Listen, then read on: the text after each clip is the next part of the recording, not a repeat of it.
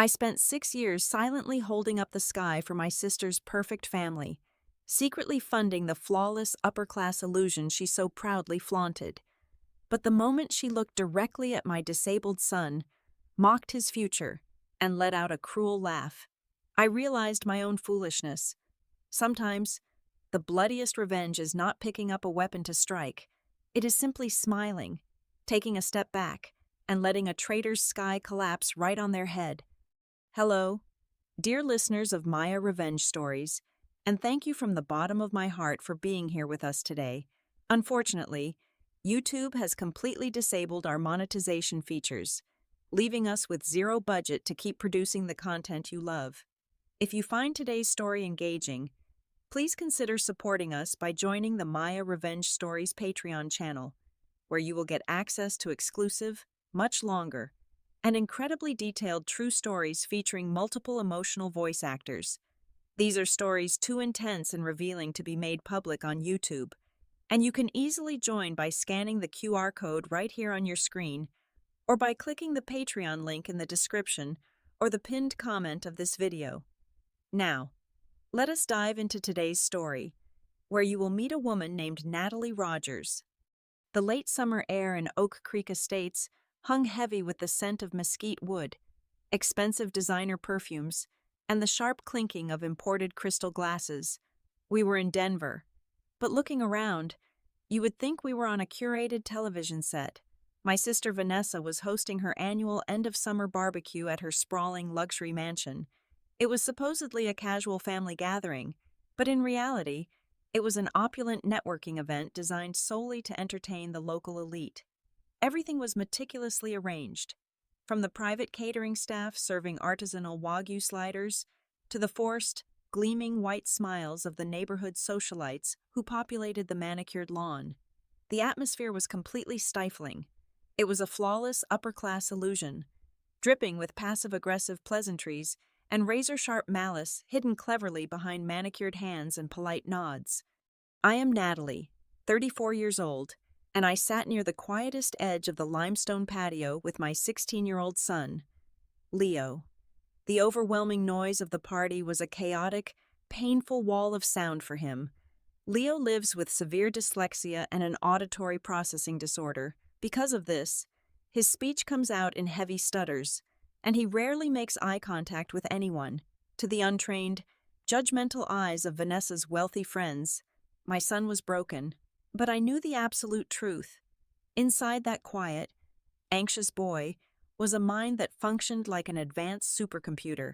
He was a literal genius at structural data anatomy and logical problem solving. He saw the world in brilliant, interconnected patterns that these shallow socialites could not even begin to comprehend. Vanessa fluttered through the crowd in a flowing silk dress, holding court and demanding attention wherever she stepped.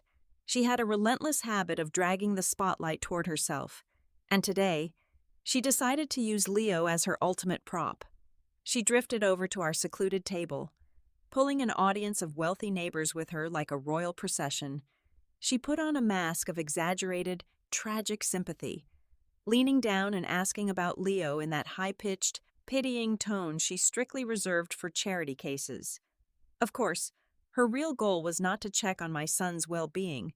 It was a carefully calculated setup to pivot the conversation toward her own 3 children, who were all proudly being groomed for Ivy League admissions. She loudly praised their advanced extracurriculars, making sure everyone within earshot knew exactly how exceptional her offspring were compared to my quiet boy. Hoping to shift the suffocating narrative away from her boasting, I spoke up. I casually mentioned that Leo had just finished building an incredibly complex logistics network analysis model on his laptop, an architectural feat most adult software engineers would struggle to comprehend. I felt a warm surge of pride, hoping the crowd would finally see a glimpse of his underlying brilliance. Instead, Vanessa stopped dead in her tracks. She tilted her head, looked directly into the eyes of my disabled son, and let out a loud, condescending laugh. The sound cut right through the soft jazz playing in the background. "Oh, Natalie, that is cute," Vanessa said, her voice dripping with absolute venom disguised as sibling honesty. "But let us be real. Your son will always need help. She looked around at her captive audience, soaking in their undivided attention. With a cruel smirk, she explicitly declared that Leo would forever be a dependent burden, clinging to his mother for survival, completely unlike her own elite, destined for greatness children. Julian, Vanessa's husband and a rising startup chief executive officer, stood right next to her holding a craft beer. He chuckled loudly and nodded vigorously in agreement, swirling the golden liquid in his glass. The other guests shifted on their expensive leather shoes, exchanging uncomfortable glances and offering tight, awkward smiles, fully complicit in the public humiliation of a 16-year-old boy. I watched Leo. The light in his eyes instantly darkened. He lowered his head, his chin touching his chest in shame, and his hands gripped the bottom hem of his shirt so tightly his knuckles turned entirely white. My heart shattered into a million jagged pieces, but my face remained carved from solid stone. I did not scream. I did not throw my drink in her face. I simply sat there and observed the fresh, invisible wound carved into my son's dignity. I slowly placed my wine glass down on the glass table. I looked up at Vanessa, and I smiled a gentle, terrifyingly calm smile. "You are absolutely right, Vanessa," I said softly. I politely excused myself, leaving the guests to their self-congratulatory chatter. I walked through the massive sliding glass doors, away from the smoke and the fake laughter, and slipped into the pristine guest bathroom. I locked the heavy oak door behind me. The silence in the room was absolute and heavy. I leaned against the cold marble sink, pulled my phone from my pocket, and with hands that did not tremble even a fraction of an inch, I drafted and sent 3 fateful emails. The narrative Vanessa spun for her friends, the tragic tale of her poor, struggling, single-mother sister, was a carefully constructed fiction I had allowed her to maintain. It made her feel superior. And quite frankly, I had never cared enough about the opinions of neighborhood socialites to correct the record. I was not a charity case. I was a senior managing director at Aethirus Capital, a notoriously private, aggressively powerful venture capital fund that operated far above the petty gossip of Oak Creek Estates. My daily reality was not defined by surviving on handouts, but by orchestrating multi-million-dollar acquisitions, restructuring failing conglomerates, and moving capital with the clinical precision of a surgeon. Emotion had no place in my boardroom. Every action was a calculated investment, and every relationship was a ledger of assets and liabilities. For the past 5 years, Vanessa's supposedly self-made luxury event planning company had been operating out of a premium, glass-fronted suite in the city's most exclusive commercial district. She constantly bragged about her sharp negotiating skills, claiming she secured the prime real estate through sheer business acumen. The reality was a mathematical joke. She had been paying exactly $0 in rent. The property was owned by a faceless shell corporation, a holding entity completely registered under my name. I had absorbed the exorbitant monthly costs, eating hundreds of thousands of dollars in market-rate leases just so my sister could play the role of a successful entrepreneur without facing the crushing weight of overhead expenses. I had engineered her success from the shadows, letting her take all the credit while I silently paid the invoices.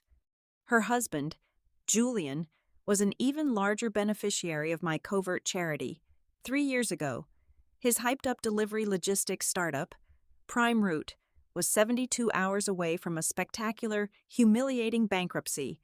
His own code was a bloated, inefficient mess, bleeding venture capital faster than he could raise it. Just as his board was preparing to oust him, a miracle fell into his lap. A massive tech conglomerate offered him an exclusive, infinitely renewable license to a proprietary routing algorithm for pennies on the dollar.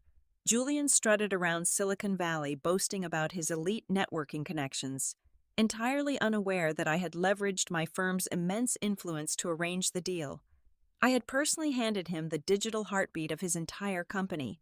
Without that specific optimal routing algorithm, Prime Route was nothing but empty delivery trucks and a hollow brand name.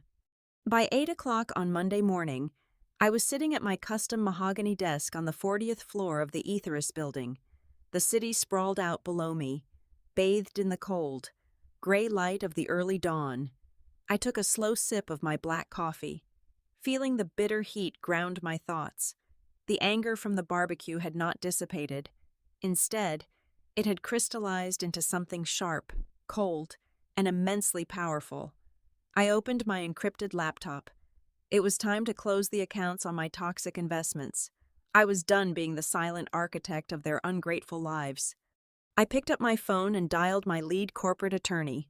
The conversation was brief, devoid of any sentimentality, and strictly focused on the ruthless execution of our legal rights. "I want the lease agreement for the commercial space terminated immediately," I instructed, my voice flat and authoritative. "Draft the eviction notice today. Demand the retroactive payment of the fair market value for the past 5 years of unauthorized occupancy. If she cannot produce the funds, she has exactly 72 hours to vacate the premises completely. Lock the doors and change the security codes by Thursday afternoon. Give her no room to negotiate." As soon as the call ended, I turned my attention back to the glowing screen of my monitor. I navigated through the labyrinth of corporate holding structures until I reached the master licensing agreement for PrimeRoot. Julian had always ignored the fine print, blinded by his own inflated ego. Right there, buried in subsection 4, was a standard morality clause. It allowed the licensor to immediately and unilaterally revoke all access to the intellectual property if the licensee demonstrated conduct that violated fundamental business ethics or caused reputational harm. Mocking a disabled teenager in public for cheap social leverage was not just morally bankrupt, it was a severe liability. With a single, deliberate keystroke, I triggered the technology license revocation protocol. The system confirmed the command, initiating an unrecoverable blackout of the algorithm across all of PrimeRoot's active servers. The invisible pillars holding up their flawless sky had just been shattered, and I sat back, watching the digital dominoes begin to fall. By Tuesday afternoon, the meticulously crafted illusion of Vanessa's life began to violently unravel. My phone buzzed on my desk while I was reviewing a quarterly earnings report. The caller identification displayed my sister's name. I let it ring 3 times, savoring the anticipation, before answering with a perfectly neutral greeting. Immediately, a hysterical sob burst through the speaker. Vanessa was completely frantic, her usually composed melodic voice now a shrill, hyperventilating mess.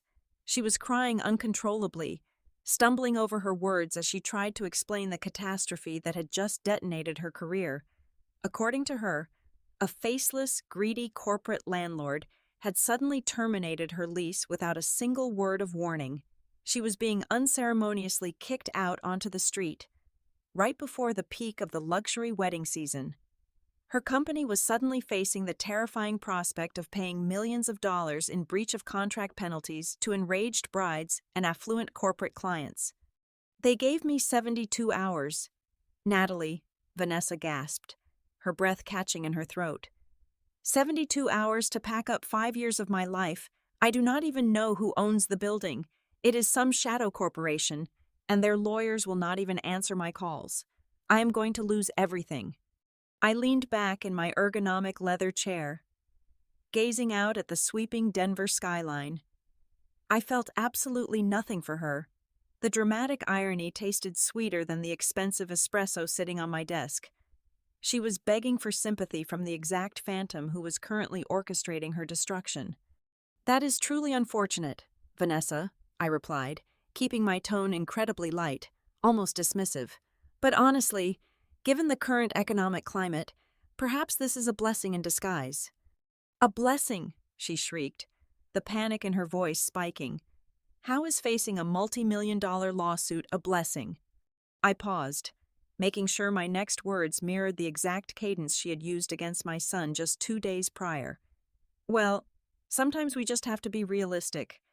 Vanessa, you need to have proper expectations about your actual business capabilities. Not everyone is built for the high-pressure world of entrepreneurship.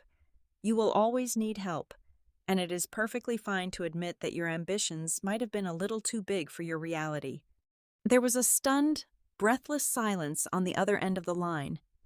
She was too consumed by her own crisis to fully register the venom in my echoed words. Before she could muster a defense, I politely informed her that I had an urgent meeting and disconnected the call. While Vanessa was drowning in real estate nightmares, her husband was simultaneously experiencing a catastrophic collapse of his own. Across the city at the Prime Route headquarters, Julian was watching his entire tech empire burn to the ground. The moment I revoked the technology license on Monday morning, Prime Route's proprietary routing system experienced a fatal, unrecoverable crash. The massive screens in their control room, usually glowing with green logistical pathways, had all turned a blinding, error-coded red. Delivery trucks were stranded in loading docks across the state, and dispatchers were overwhelmed by thousands of automated failure alerts. The complex logistical web that promised lightning-fast deliveries had vanished into thin air. Julian, fueled by unchecked arrogance and desperate panic, was tearing his office apart. Word of the total system failure had already leaked to his major venture capital backers. The institutional investors, who had poured tens of millions of dollars into his vision, were now aggressively pulling their funding after discovering that the very heart of the company, the routing algorithm itself, had been locked out by an external party due to an alleged ethics violation. Julian was frantically hiring the most ruthless, expensive corporate litigators in the city. He was preparing to sue the tech conglomerate that had issued his license, wildly confident that he could use brute financial force to intimidate them into turning the algorithm back on. He truly believed he could crush them with money and aggressive legal posturing, completely oblivious to the fact that he was declaring war on a ghost with infinitely deeper pockets than his own. The pressure became too much for Vanessa to bear alone. By late Tuesday evening, my phone rang again, but this time, the caller was our mother. Our mother had always enabled Vanessa, treating her like the golden child who could do no wrong, while viewing my quiet, calculated life as somewhat of an oddity. "Natalie, your sister is in a terrible crisis," my mother demanded the second I answered, skipping any form of greeting. "Her business is under attack, and Julian's startup is experiencing a technical glitch that is tying up their liquidity. Vanessa is a wreck. I need you to go to the bank tomorrow morning. You have a lot of equity in your house. I want you to take out a second mortgage so you can lend Vanessa $500,000 to bridge this gap and save her company." I was standing in the immaculate showroom of an exclusive European auto dealership, casually running my hand over the sleek, cool hood of a brand new supercar I was considering purchasing in cash. The sheer audacity of her demand was almost comical. They had mocked my disabled son, humiliated him in front of their wealthy friends, and now they expected me to put my own home on the line to finance their fragile egos. "I am afraid that is not going to be possible," I said calmly, my voice echoing slightly in the vast, polished showroom. "What do you mean, it is not possible?" my mother snapped, her voice rising in indignation. "She is your sister, Natalie. Family helps family. She is desperate." "I am actually quite busy at the moment," I replied, admiring the hand-stitched leather interior of the vehicle in front of me. "I am currently in the middle of purchasing a new supercar, and my financial portfolio is tied up in much more reliable investments. Besides, considering how exceptional Vanessa and Julian are, I am sure they will figure it out." "A car. You are prioritizing a car over your sister's livelihood," she gasped, horrified. "Exactly," I said, my tone ice-cold and utterly unyielding. "Vanessa has always been so proud of her superior life. It is time you let her stand on her own elite feet. Have a wonderful evening, Mother." I ended the call, turned my phone completely off, and signaled the sales manager to bring over the final purchase paperwork. The dominoes were falling exactly as I had calculated, and I was going to enjoy every single second of the crash. The air inside Julian's executive suite had turned stale, thick with the metallic scent of nervous sweat and impending corporate ruin. His lead litigator, a man who usually commanded boardrooms with terrifying confidence and aggressive posturing, sat across from Julian looking utterly defeated. The lawyer slowly slid a thin manila folder across the pristine glass desk. The friction of the paper against the glass sounded deafening in the silent room. "We cannot sue them, Julian," the lawyer said, his voice grim and devoid of its usual arrogant edge. "The massive tech conglomerate you thought you were licensing this software from, it does not exist as a functional, operating entity. It is a ghost, a shell company set up purely for anonymous asset management." Julian felt the blood violently drain from his face, leaving his skin cold and clammy. His heart hammered against his ribs like a trapped bird. "What are you talking about? Who owns the algorithm then? Who holds the patent?" The lawyer tapped the manila folder with a heavy finger. "A single individual. The intellectual property is entirely privately held. We are not fighting a faceless corporation with a board of directors we can negotiate with. We are fighting a phantom, a single person who holds the absolute master key to your entire business model." Panic, cold and incredibly sharp, clawed at Julian's throat. He was bleeding venture capital by the minute. Major institutional investors were pulling their funding, and the financial press was already circling like vultures. He leaned over the desk, his eyes wild and desperate. "Find this anonymous genius," Julian demanded, his voice cracking under the immense psychological pressure. "I do not care what it takes. Offer them 10%. No, offer them 30% of the total company shares. Offer them a seat on the board. Get them on the phone right now. Beg them if you have to. If we do not get that code back online in 24 hours, Prime Route is dead, and I am personally bankrupt." While Julian was suffocating in the sterile environment of his own boardroom, Vanessa was experiencing a very different, yet equally devastating, kind of public execution. She was standing at the polished marble counter of a high-end floral boutique, attempting to wire a massive deposit to secure rare orchids for a high-profile celebrity wedding scheduled for the upcoming weekend. The credit card terminal beeped a harsh, flat, unforgiving tone. "Declined," the florist said, her practiced customer service smile slipping instantly into a look that resembled genuine pity. Vanessa snatched her heavy metal black credit card back, her hands shaking with hot indignation. "Run it again! There must be a machine error. That is an unlimited card." The machine beeped again. Denied. Her accounts were completely frozen. The sudden financial hemorrhage from her impending eviction, combined with the panic of her suppliers cashing in their deposits, had triggered an automatic lockdown from her wealth management bank. Furious, deeply humiliated, and struggling to breathe, she stormed out of the boutique. She drove her luxury sports utility vehicle erratically across town, heading straight to the commercial property management office of her leased building. She burst through the heavy glass doors of the management office, screaming about catastrophic lawsuits, tenant rights, and demanding to speak to the anonymous, greedy landlord who was actively destroying her life's work. The property manager, a weary-looking man in a cheap polyester suit, did not flinch.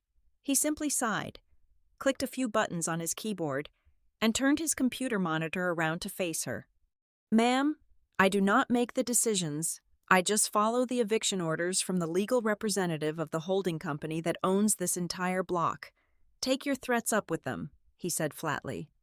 Vanessa leaned over the desk, her eyes scanning the digital eviction notice.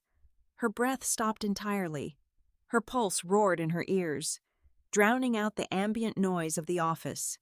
At the bottom of the screen, right next to the verified digital signature of the sole legal owner of the multi-million-dollar property, was a name. "And Rogers. Natalie Rogers." The fluorescent-lit room started to spin violently.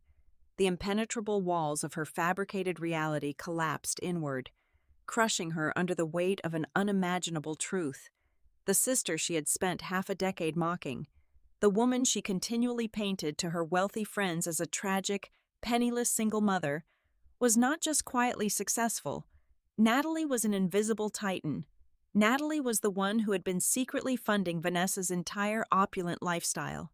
Every luxury she flaunted, every arrogant brag she made, every ounce of her fabricated social standing was built on a charity handout from the exact woman she had viciously humiliated just days ago. A wave of profound, suffocating nausea washed over Vanessa as she realized the true, terrifying scale of her fatal mistake. Vanessa practically crawled back to her lavish mansion, her mind thoroughly fractured by the sheer weight of her own pathetic vulnerability. She stumbled through the grand front doors, her expensive designer shoes discarded carelessly on the imported foyer tiles, only to find Julian sitting in the pitch-dark dining room. He was staring blankly at a single piece of paper illuminated solely by the dim, harsh light of his laptop screen.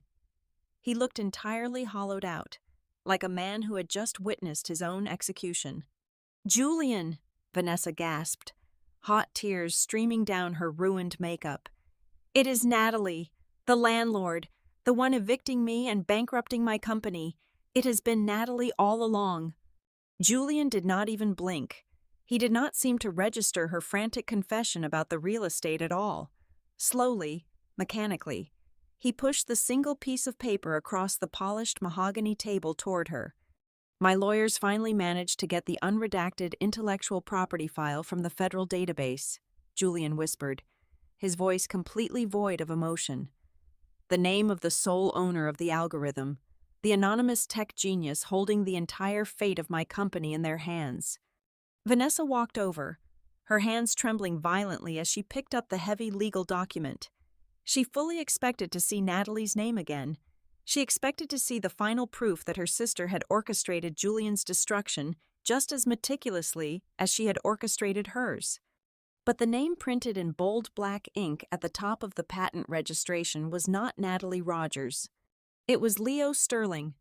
Vanessa stared at the crisp black letters until they blurred together into a meaningless shape.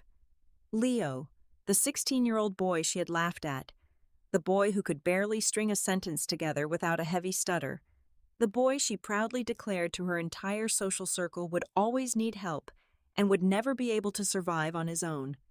The plot twist hit them both with the destructive, unstoppable force of a runaway freight train. The unimaginably complex routing algorithm, a piece of digital architecture currently valued by the market in the tens of millions of dollars, was not created by a veteran software engineer or a massive corporate think tank. It was registered directly and exclusively to Leo. The disabled boy they had so casually discarded as worthless had written the fundamental code 3 years ago. At the age of 13, he had built the entire logistical matrix not as a serious business venture, but simply as a logic puzzle to kill time on a quiet Sunday afternoon. The silence in the dining room became absolute, heavy, and suffocating, broken only by the silent realization that their perfect world was shattering into irreversible dust, destroyed by the very child they thought was beneath them. The aggressive, frantic pounding on my heavy oak front door started exactly at midnight. The blows echoed through the quiet expanse of my house, desperate and completely devoid of any social grace. I did not rush. I took my time walking slowly down the hallway, securing my silk robe, and finally unlocking the heavy steel deadbolt. Standing under the harsh amber glow of my porch light were the shattered remains of Oak Creek Estates royalty. Vanessa and Julian looked utterly unrecognizable. The flawless illusion they aggressively maintained had evaporated entirely, leaving behind raw, ugly desperation. Vanessa wore no makeup. Her face was pale, blotchy, and heavily lined with exhaustion. Her expensive designer clothes had been replaced by a wrinkled, oversized sweatshirt and plain black leggings. Julian stood beside her, his custom-tailored suit jacket missing, his silk tie ripped off, and his eyes bloodshot and darting frantically like a cornered animal. They were hollow, ruined, and visibly trembling in the cool night air. "Natalie, please," Vanessa choked out, her voice cracking as she practically shoved her way into my foyer the second the door opened.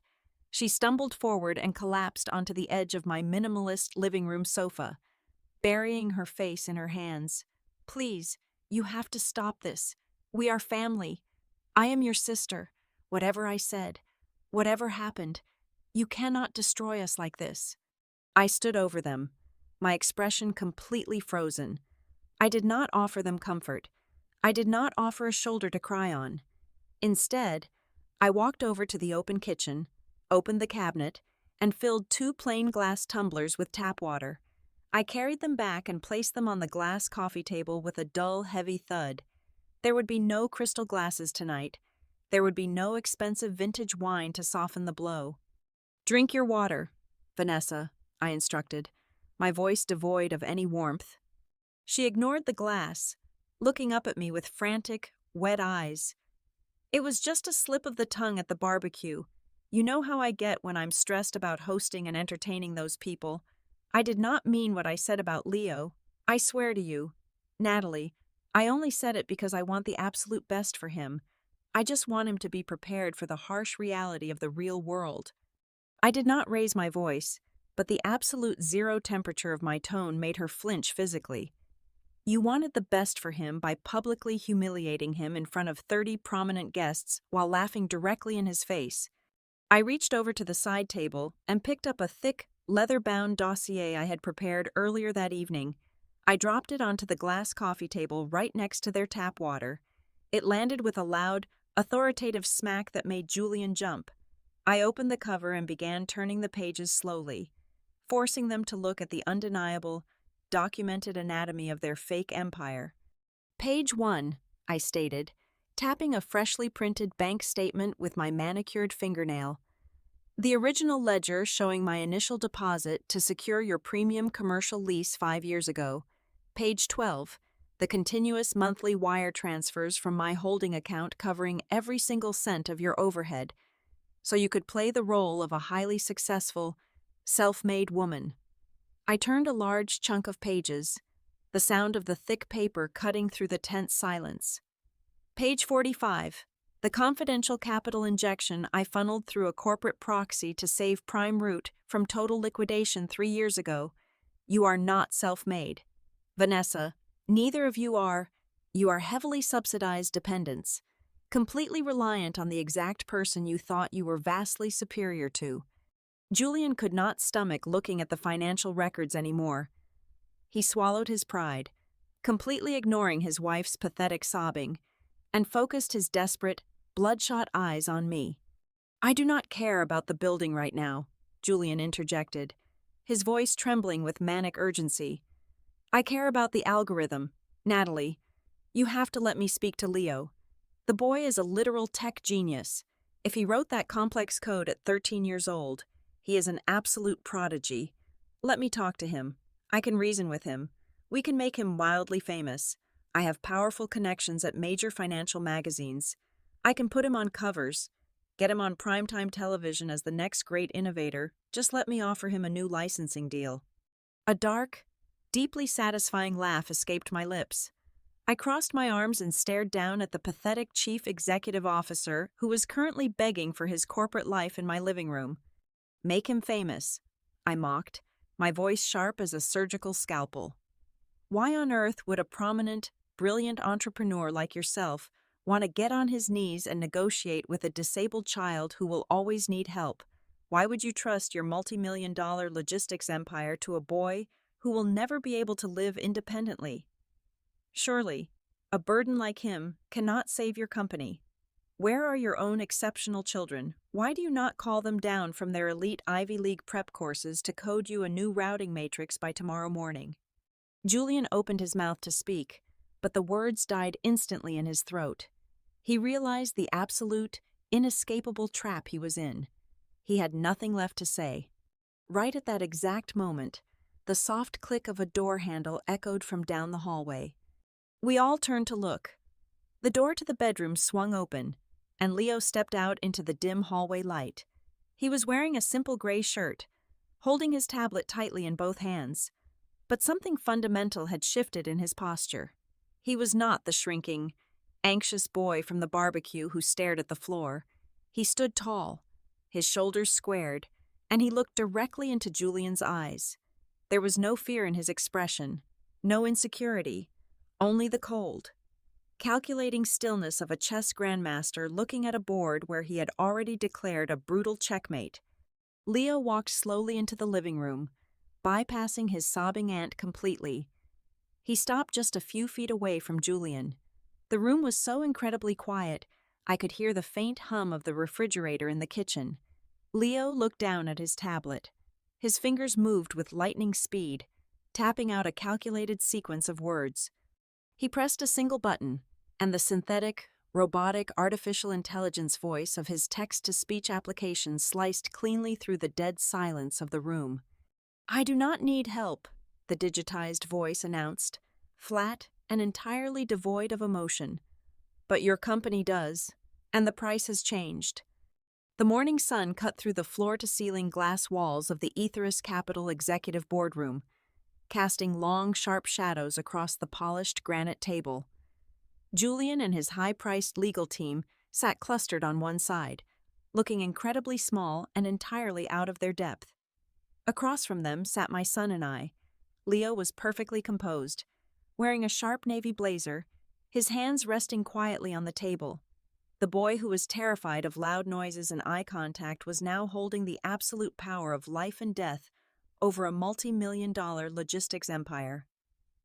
Vanessa sat in the corner of the room, her eyes completely vacant, silently witnessing the final execution of her fabricated reality. Julian cleared his throat, his hands visibly shaking as he pushed a heavily redacted document toward us. He looked at Leo, forcing a smile that resembled a painful grimace. "Leo, I want to start by offering my most sincere, profound apologies for what happened at the barbecue," Julian began, his voice dripping with forced humility. "I was out of line. We all were. To make things right, Prime Root is prepared to offer you $5 million, paid out in quarterly installments over the next 3 years, for the exclusive permanent rights to your routing algorithm. It is a very generous offer for a young man your age." I did not say a word. I simply looked at my son. Leo did not shrink away. He did not look at his lap. He looked Julian dead in the eye and offered a slow, incredibly cold smile. He shook his head gently, without a single stutter, without a single sound of hesitation. Leo slid his tablet across the smooth granite surface until it rested right in front of Julian. Julian looked down at the screen. The document displayed was not a payment schedule. It was a ruthless, legally binding corporate acquisition contract drafted by my absolute best mergers and acquisitions lawyers.